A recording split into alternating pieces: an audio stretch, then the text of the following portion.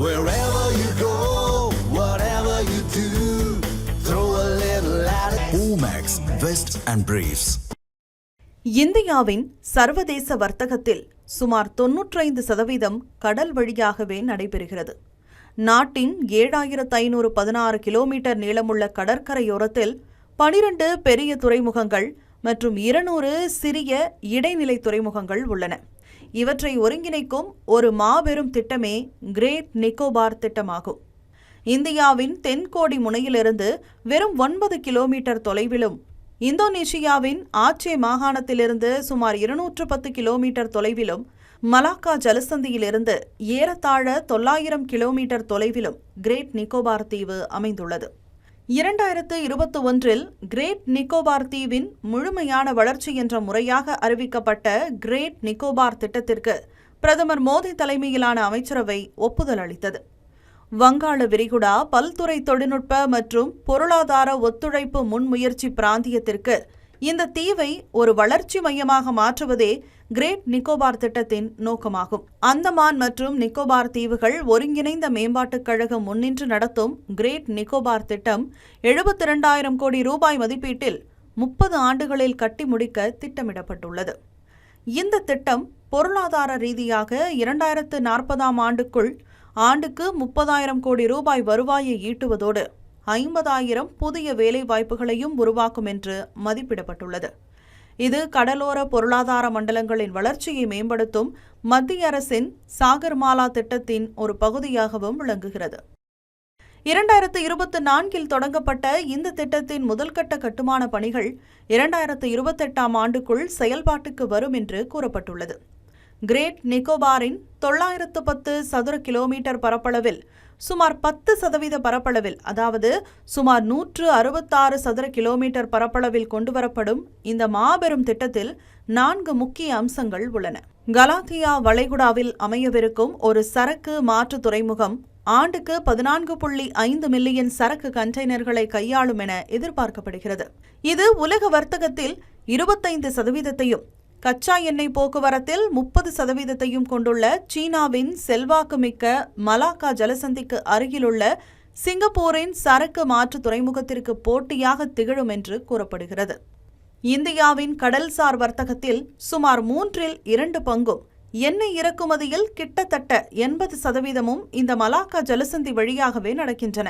இந்த கிரேட் நிக்கோபார் திட்டத்தின் மூலம் வெளிநாட்டு துறைமுக மையங்களை சார்ந்திருப்பதை வெகுவாக குறைப்பதற்கும் இந்தியா திட்டமிட்டுள்ளது.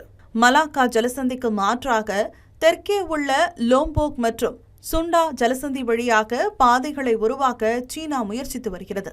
ஆனால் இந்த மாற்று பாதைகள் பயண தூரத்தை முறையே 3000 கிலோமீட்டர் வரை அதிகரிப்பதுடன் சீனாவுக்குள் கச்சா எண்ணெய் மற்றும் எரிவாயு இறக்குமதிகளுக்கான செலவையும் நேரத்தையும் பல மடங்கு அதிகரித்து விடுகின்றன. மேலும் மலாக்கா ஜலசந்திக்கு மாற்றாகவே சீனா பாகிஸ்தான் பொருளாதார வழித்தடம் மற்றும் மியான்மரில் உள்ள பாதைகள் போன்ற மாற்று வர்த்தக மற்றும் குழாய் வழி பாதைகளை உருவாக்கவும் சீனா தீவிர நடவடிக்கைகளில் இறங்கியுள்ளது.